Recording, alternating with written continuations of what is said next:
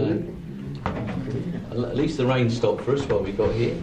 Can I ask, please, that we take the emergency evacuation announcement as read? Yeah. Yes. Thank you. We're aware of what we need to do. Please try and put your mobiles on quiet if you can, and turn them off. Apologies for absence. I don't think there are any. Non-members attending, we have none. Minutes of the meeting held on the 7th of November. Is it your wish I sign them as a true record? Agreed. Right. Are there any matters arising from that not mentioned elsewhere in the agenda? Any declarations of interest, please? If there should be any during the meeting that you recognise, please let us know and we'll make sure they're minuted. So we're now on to item 6, which is the Council Project Programme Management Office. So if we can go to that one, please. Thank you, Chair. The report, I think, is self-explanatory. So this report comes quarterly to this committee as an update on the 2 projects which are currently within its scope, which is in relation to the implementation and effects of the measures taken as a result of the Homelessness Reduction Act and the contract with EduServe in relation to the migration to the Azure cloud. The Homelessness Reduction Act, I think, is self-explanatory, and the Assistant Director has provided a commentary in the body of the report. It's worth spending a little bit of time, though, on the commentary in relation to the ICT project. As it says within the report, the recent component failure has forced us to reconsider our strategy in this area, simply because the migration efforts of EduServe have been somewhat impacted by hardware failure on a site, which is our responsibility and not EduServe's. So there's a piece of work which is being planned in relation to understanding the state of the existing hardware and its longevity, and how that will then compare to the remaining migration work that needs to be undertaken by this council to complete the full transition to the Azure cloud.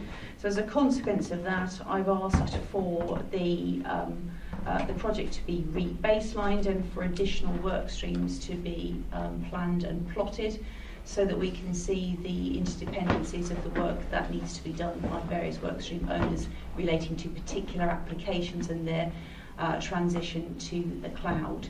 That work is due to commence, if indeed it hasn't begun already, and is intended to be reported back to Executive in the new year. Okay, thank you. Please, Ian.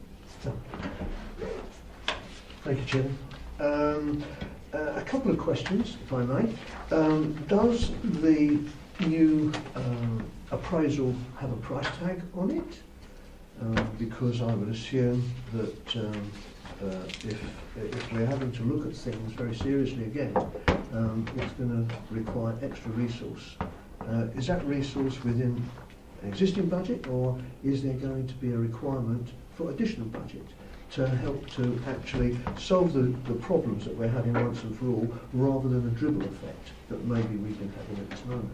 That's the first question. Okay. So the answer to that is, at this stage, I don't know. The original strategy was to maintain the status quo in the existing IT architecture and infrastructure to support a gradual and planned migration. We need to have a health check done on the existing infrastructure to understand whether there are items there that are critical and things which therefore threaten the longevity of that hardware. Until that piece of work has been done, I can't answer the question as to whether there is additional cost. There may be a business decision that says in relation to migrating quicker than we had originally planned, that we may decide that there's a business reason for doing so, and that may have a cost, but that would be a cost-benefit analysis which we would do at the time and bring back to this board. So at this stage, the answer to your questions, I don't know. Okay. Yeah. So if I may, can I throw on that point? On that point, yeah, please. Yeah. Can I just clarification? Are you talking about the question related to the hardware on site at RDC or EduServe? I am. The question was relating to the report that I've just been heard. I've just been hearing. So what I have been hearing is that certain things are going to need to be done to enable what we've been trying to do. There are some shortfalls, I believe, and we're having to, how can I put it, improve the workflow, as you said. And that's it. Will it entail additional cost? That the answer was you don't know yet. Don't know yet. Okay.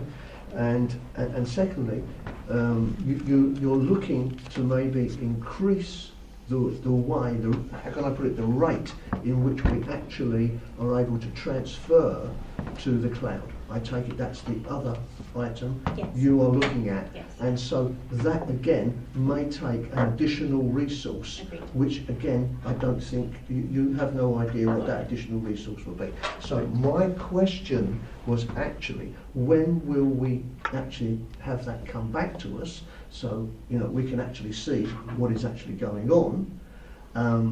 I believe we need to solve this problem as quickly as possible, because the longer it goes on, it's most unsatisfactory and a reputational consequence of not being able to do the work properly.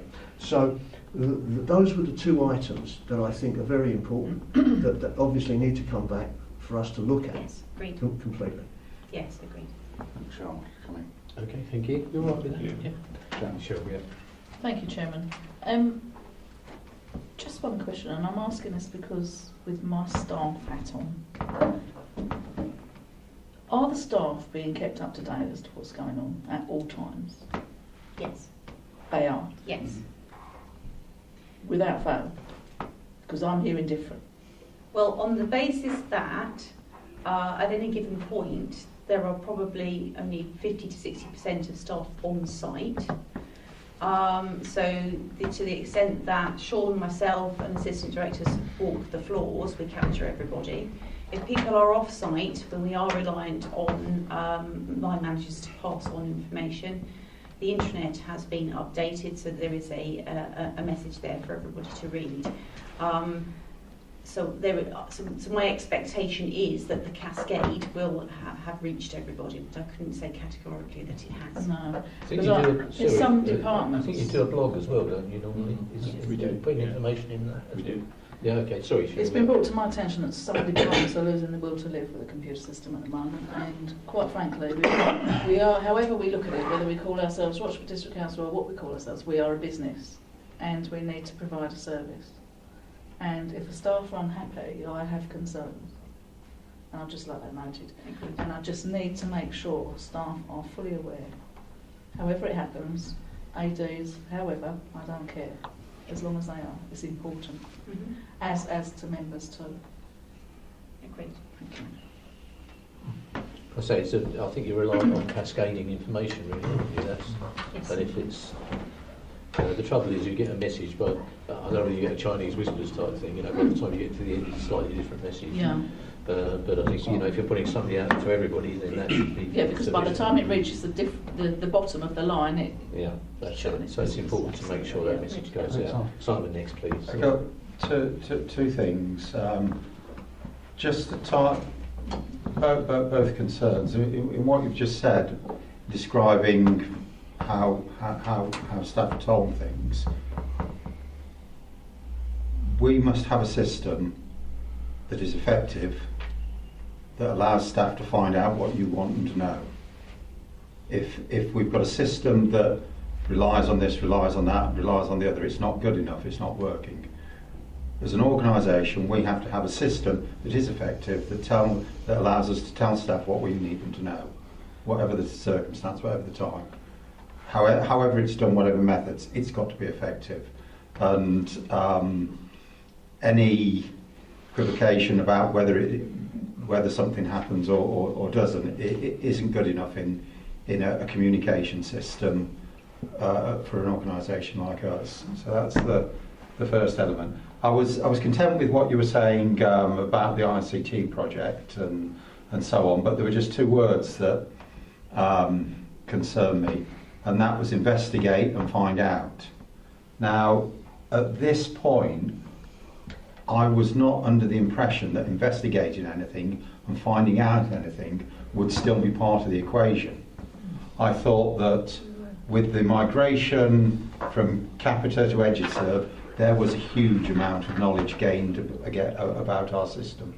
With the catastrophic failure, not necessarily our fault, through a combination of all sorts of circumstances, but with a catastrophic failure like that, it was the prompt for the most immediate, full and detailed investigation of what we had, where we were, and what was our way forward.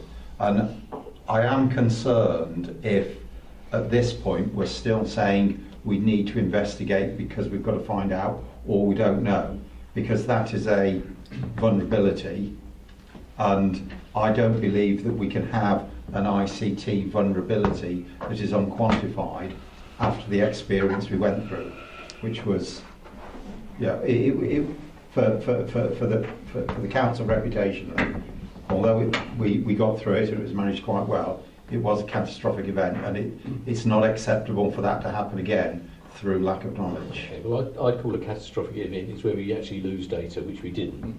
But having said that, I think the point is it's about how quickly we migrate to the cloud, and you've got to make a business cases as to why that's resolved.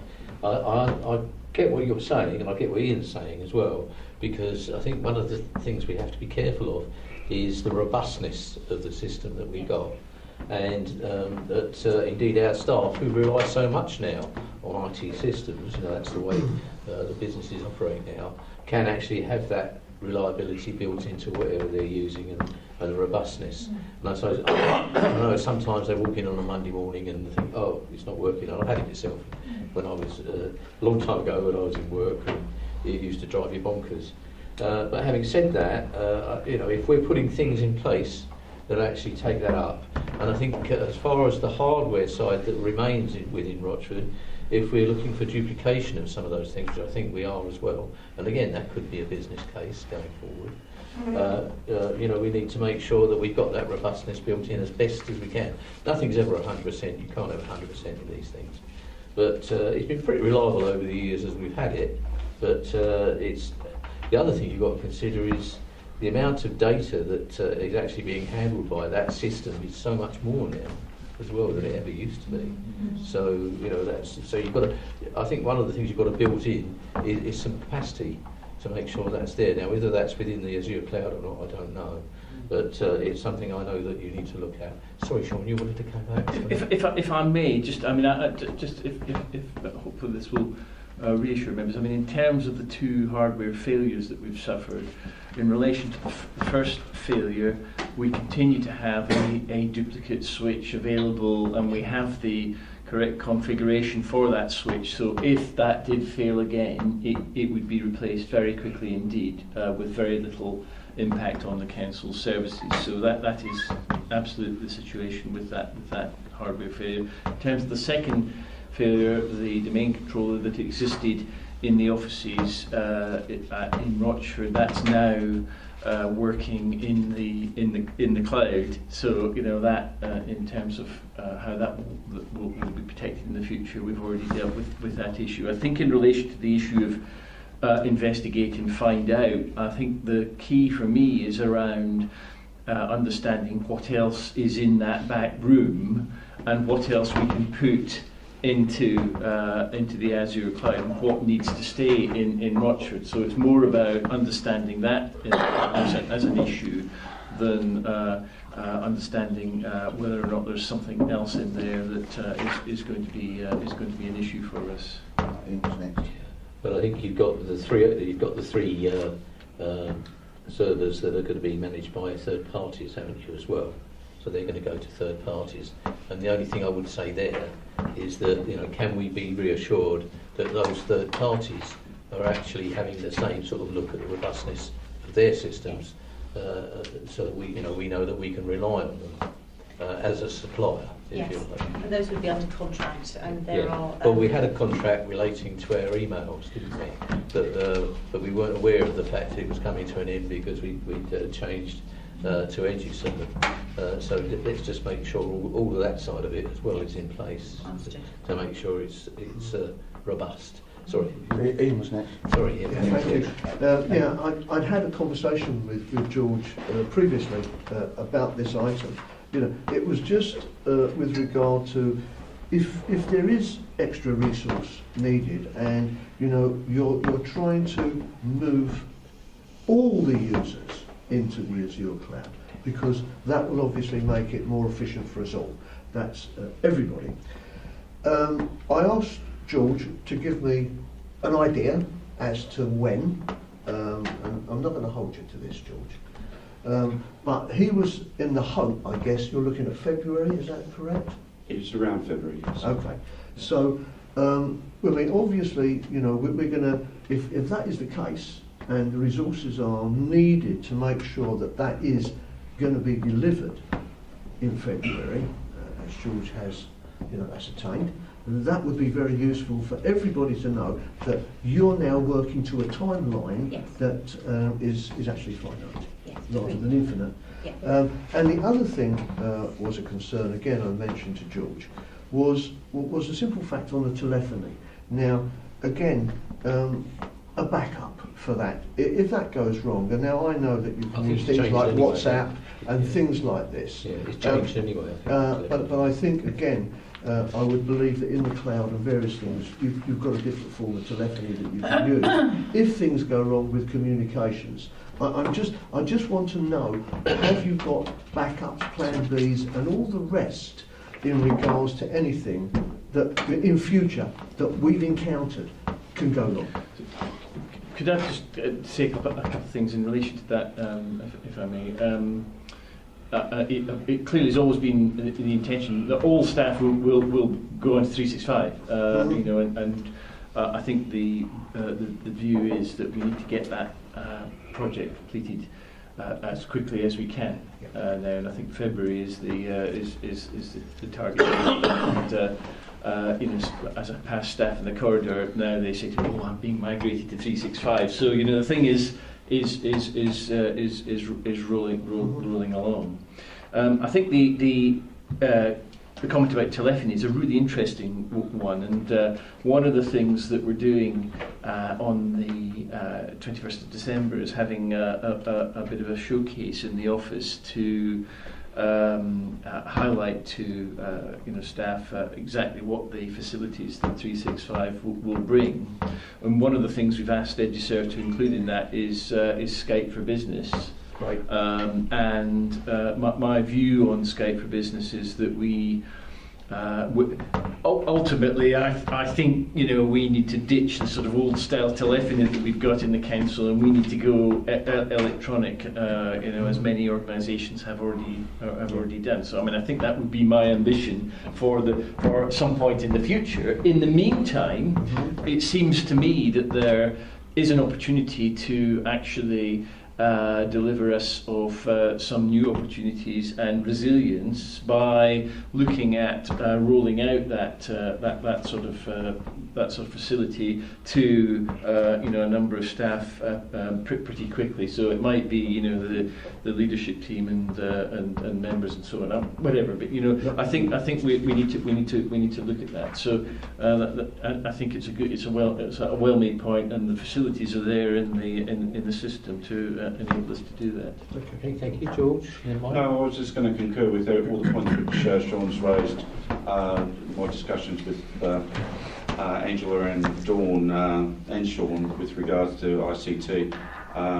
Yes, we did go through a period of time where it was out of our control, and a lot of the last problem was an EduServe, apart from the hardware issues in the RDC, the fall over to the cloud server did not happen because the settings weren't set up correctly from EduServe's point of view. Now, that's not RDC's responsibility, that's EduServe's. That was corrected, and we actually switched over appropriately. And now that we've got a fail-safe on the domain controller, we should actually be able to go forward, allowing us to do what we need to do with the server at RDC. And what Sean brought up with regards to the other equipment, yes, we'll use Southend engineers to come into, and we'll pay a small price to give us a health check on all the equipment and find out what's redundant, what's not, what's critical, and actually give us a red, amber, green status of how we're going to sort of tidy up our closet, to say the least. I don't know if you want to add anything towards that. No, I like the allusion to a closet, in relation to the server room, but it might be, yeah. An expensive closet. Yes, a very expensive closet. Yeah, okay. Mike, sorry. Thank you. Yeah, I'd just like to echo the concerns that Councillor Rowe raised a few moments ago in terms of the effect that this has been having on staff. I do come into the council offices fairly frequently, do chat with staff, and they are becoming quite frazzled, I think is the word that's been used now. Actually, when they turn up to work, they don't know what's actually going to be facing them, whether they're actually going to log on or not, whether they're going to get their emails or not. I was in a meeting myself last week. One of the council officers was trying to show me some information. We both sat there for 5 minutes while it loaded. So I do think we've got to be mindful of our staff. They do work exceptionally hard, but if they can't access their emails, that's no good, and that doesn't give them motivation for coming into work in the morning. So I just think we need to be aware of staff morale when they can't actually work properly because their emails aren't loading. Okay. But I think if you look at 3.8 on the report on page 6.3, which is just above where it says risk implications, it does mention about why there needs to be a review because you are looking at migration and compressing the migration. So it's actually mentioned within the report there. So that's. No, I took that as read when that was part of what we were looking at. Tim, if it helps, I mean, I think one of the reasons I don't get too much into the technology of all of this, but once staff have moved over to 365, then it's a different sort of system to the one that we've been using, where we have a bespoke server that does the email for the council, and that server always has been a weak link. It's not something recent. It always has been a weak link for us, and the sooner we move staff away from that server and into the 365, then the better. And I think that members have been using 365 for some significant length of time now, with and it mostly just works. And I think you're a good advert for how hopefully we'll be once the staff have moved over to that platform. Okay. Homelessness project. Did you want to raise anything about that? Yes, please. Yeah. Again, on that, I think one of the most important factors in this is that we need to build more homes. We need to have more homes in the district. That is really, really important. We want to try and smooth some of the impediments we have to our building. I think that's going to be important. I know we do have allocations which are very troublesome coming forward and may not come forward even. And we need to seriously look at other allocations that need to be brought forward earlier, and also we need to look at maybe new allocations that are being looked at, or new sites that are being looked at, which will help to reduce the problem going forward. We do have to be very mindful of the fact that we have to keep our 5-year supply. That is going to be important, and there may be questions looking at our allocations, especially going back to how an inspector... We are talking about homelessness here. I am talking about homelessness because I think, again, it's important to recognise that the only way we are going to reduce the homelessness is by ensuring we have social housing provided by Rochford or from Chelmer or for any of those who are coming in to bid. And the only way that they're going to have items to bid for is if we're building and they're getting 35% or more, if that's possible. And so if we're not building, that they don't have a percentage. And that is our big problem. And of course, you know, we need to actually get on and build to relieve this problem, which is costing us money strategically. Yeah. Well, we don't build, we encourage others to do it. But yes, absolutely. Yeah. But not at the moment, anyway. Okay. Any others on homelessness? I mean, it looks like you know, as far as the project is concerned, it's, you know, it's certainly working. It's working well. It's below budget, and I think it's achieving what it's designed to do. Sure. Yeah, I mean, I'd echo those comments. I think it is working extremely well. I mean, I was a little bit disquieted to notice in the press the other day that you know, agents in South Essex were crowing about the fact that, you know, the buy-to-let market was extremely good, and rental values were some of the highest in the country. Well, clearly for us, we know full well that that is actually a huge negative. The reality is that if rental properties are commanding a significant premium, then that causes issues for families and actually fuels the homelessness issues that we have to deal with. So you know, some would say it's a good thing, but from a perspective of dealing with homelessness, it's the opposite. And I'd just perhaps echo the comments made by Councillor Ward. I mean, there is no doubt that the pipeline of properties coming through major development sites is of significant importance to us in terms of trying to deal with the homelessness issues, and we've got it reasonably under control at the moment. But you know, in saying that, we still have a lot of families in temporary accommodation, and you know, that's not going to go away anytime soon. But at least they're not in bed and breakfast, you know, somewhere in Southend Seafront, and you know, the accommodation that we've been able to make available is much improved, and there's a bit more of that coming soon, which I think will much more family orientated. That's the thing, isn't it? Yeah, absolutely. Yeah. Okay. Any other questions on that, please, or comments? Okay. Items for noting, members. No. Item 6. Thank you. Right, item 7 then is the advice services contract. I don't know if anybody's going to follow this through. I think it's fairly self-evident. I think they've been doing a good job for us, and achieving what we wanted them to achieve, and we certainly couldn't do it for the money that we give to them. I say that and broke down figures. Yeah, exactly. Yeah. And it's what is it? 2 years and an option for 3? Is it? I can't remember now. Yeah. Anybody wish to comment on that at all? I think. Okay. Mike does. Oh yeah, sorry, Mike. Please do.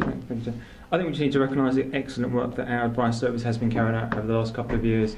I'm very pleased to be able to say that we're going back with them again. They've won the contract, and for the full value of the contract, £70,000. I think that reflects very well on us as a local authority. We've been able to maintain that standard of service. Certainly neighbouring authorities haven't been able to do that. So I do think we've done exceptionally well to be able to maintain what is an excellent service at that value. It is performing well, and I believe it will continue to do so over the next couple of years. Thank you very much. Right.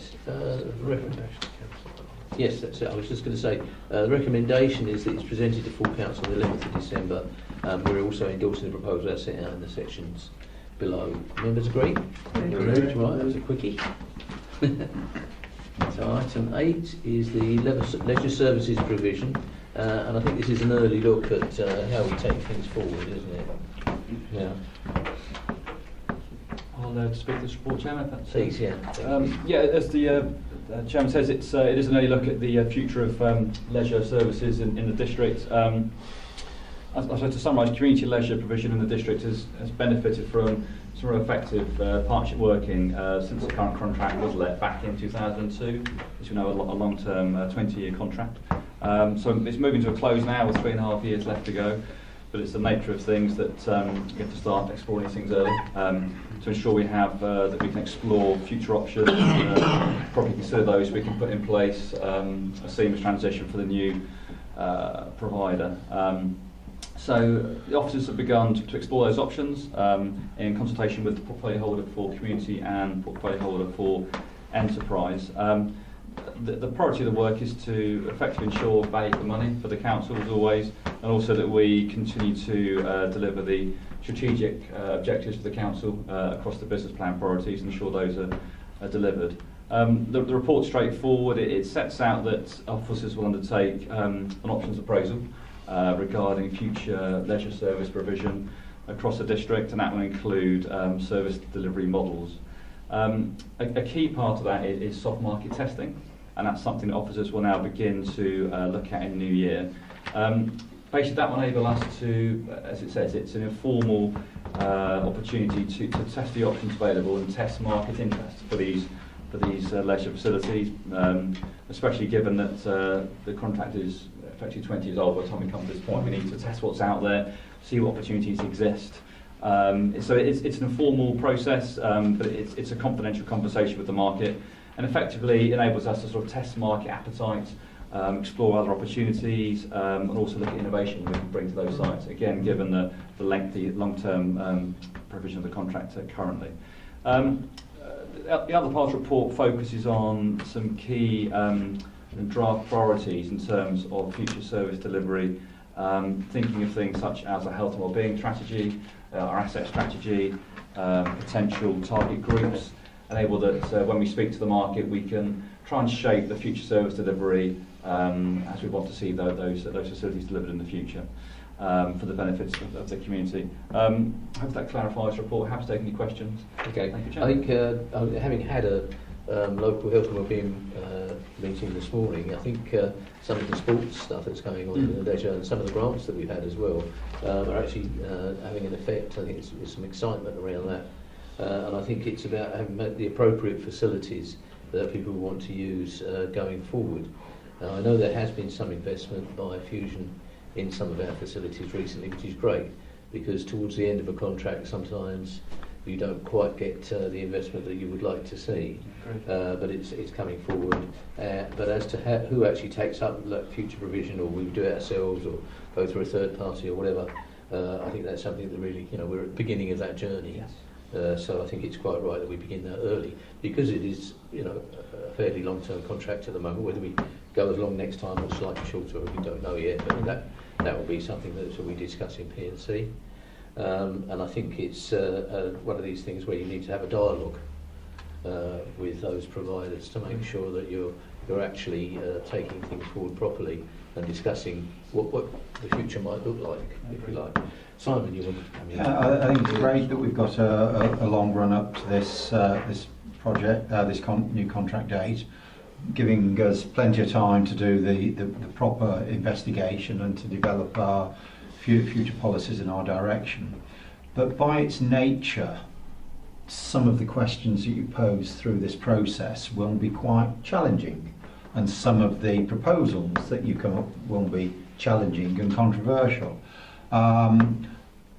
But we do have to be mindful of how people view what we're doing, and we've had experiences in the past where we've had open and frank discussions about things and we've been castigated for it before any formal decisions have been made. So I would just say that when we're having these discussions and discussing some of the more challenging decisions that we might or we might not make, we are particularly careful about who is invited, who is aware, who is part of the discussions, and how those discussions might be interpreted for whatever people's purposes might be, before any final decisions are made. Because this is all positive. We're looking to take a new contract forward. We're looking to look at how we can best address the needs of the community, and we shouldn't run ourselves into trouble just because we're doing the work properly. Thank you. I think we need the investment in some of our buildings and/or facilities as well, don't we, going forward? Right. So that's a mindful part of it. Ian wanted to come in. Ian, sorry, yeah. Go on. Yeah, thank you, Chairman. In regard to that, I mean, looking at leisure, and that's the main thing. The two main leisure centres, both Clement Hall and Rayleigh, I personally think, and this is just a personal observation, that we should be looking to enlarge and increase the offer on both of those facilities, and to make consider an investment or a joint investment, depending on who we happen to be working with, because the feedback is there is probably more that is required at both of those. They do need to be seriously upgraded. They are leisure. They are in two major areas. Rayleigh, which is going to have a population probably in excess of 33,000, probably up to 35,000 quite shortly, with the various housing we've got, taking into consideration all the other buildings that are going to be there. And I think that needs to be increased for that population, to take that into consideration. Again, Clements Hall, which does have a large area in which it could expand into. I believe Rayleigh has a reasonable area as well. So, all of those need to be taken into consideration. I know that the various other items, other premises that are mentioned, Castle Hall, Clements, Freight House and Mill Arts, are probably not in the same category, so to speak, as both those which are purely leisure. And they cater for that. They cater for a different thing. But if we're looking at leisure, I think that is a focus that I would like to see going forward. But that is my own view. Okay, well, I say it's early days, really. It is Yeah, early days. but I think it's worth getting those views across. Yeah. Chairman, if I may just pick up on that point, Councillor Ward, you're quite right. In terms of from an office perspective, we're ambitious about this. It's a good opportunity to really sort of challenge the market in a way. To actually, what can you deliver for those sites? Let's be ambitious. The demographic we have, growing, everything else, etc., etc. We want to be ambitious. So our challenge is to the market. How can we work with them to deliver that? And as you say, it's early days, and we'll bring that back as we go through the process. But it's good that we've, as Simon said, it's good that we've started early on this. I think that's the right thing to do, so that we can have that dialogue and see how the market is. Any other points? Yes, please, Mike. Yeah, thank you. The only thing I'd just like to draw members' attention to is 5.1, in terms of the opportunity to offer concessions to identified groups within the community. There's an opportunity there for members to get involved and to put forward suggestions and ideas. Obviously, there's a limit to how many groups we can offer concessions to, because that would have an impact on the value of the contract itself. But I do think there's an opportunity there where they want to reach out to maybe those who are living in temporary accommodation, homeless, maybe those with mental health issues. And we just need to be clear which groups we want to see supported in our community and who we want to offer those concessions to. So, welcome members' contributions to that discussion, please. Okay, thank you. And I think again that's something that we really have to think about going forward, and make sure that we try where we can put the right things in place to make sure that we do encourage those people that can do it. And I know that at one time they were teaching 300 children to swim. At one time, it's amazing that you can get that at Clement Hall, and as I say, they are investing at the moment, so that's really good. Sorry, Ian. Yeah, thanks for allowing me to come back. Just on the point that Councillor Webber's just made, I would be interested to know, is there a chance of any grants from the NHS in regards to health and well-being? Because obviously you've got diabetes, you've got obesity, you've got so many different things. If, whereby, the government is trying to make sure that we have some form of exercise, some form of good health to actually prevent long stays in hospital, long-term illness and things like that. Is there a way that we can look at maybe grabbing hold of some NHS funding or funding that's out there for preventative measures? I don't know the answer. I suspect the most likely outcome will be a partnership working there, so we'd be able to take referrals from, say, the hospital, physiotherapy, those sort of organisations, and maybe offer them a concession. I don't know about grant funding. It's probably worth saying that the current provider, of course, is a registered charity, so as it currently stands, they're in a really strong position to apply for grants and to work in that way. But they actually work very closely with the national governing body, so they work closely with Sport Essex actually Rochford and other groups to actually access more local funding and put in those local interventions as well. So because they're positioned, that they're in a good position to do that. I think some of this is done under the Staywell grant, isn't it? Yeah. And I know that through some of the other committees that I sit on, health committees, that many GPs are in a position where they can offer things like gym membership, That's right, you know, yes. for a period to certain people, etc., to help them with things like weight loss and general fitness, recovery from strokes, whatever, reablement, and you know, that's sort of money that they actually put into the system, if you like. Okay. But you're talking more about putting money in up front, if you like, in any investment that we take forward. I would like to see if there is something that we can start with, some joint working, some partnership, that actually shows that we are providing a facility for a need that we know is there. The government has identified these needs, and so, you know, maybe there's a good time to actually say, yes, we can actually provide for those needs that are being targeted. I know that some authorities themselves have invested in things like open spaces, because it has a mental health effect as well. But the good news is I think we actually live longer in Rochford district We do. than some other areas. I think the longest livers, I think, are in Uttlesford. And there's some parts of Uttlesford where most of them live to their 90s. Wouldn't it be lovely to get to something like that? I know that has its own problems, but aren't they nice problems to have, that you can take that forward? And you know, it's that's the sort of future that we might be looking at. And of course, you have to have the appropriate things in place so that somebody of that age can still use those facilities. And we've talked about things like outside gyms and so on and so forth. And that's another direction that we can take with our leisure too. And that could be provided, as I say, outside some of the leisure centres or other areas that we have available. So there's lots and lots of options in these things. But it is about making sure that people stay healthy and keep out of the system. That's the thing.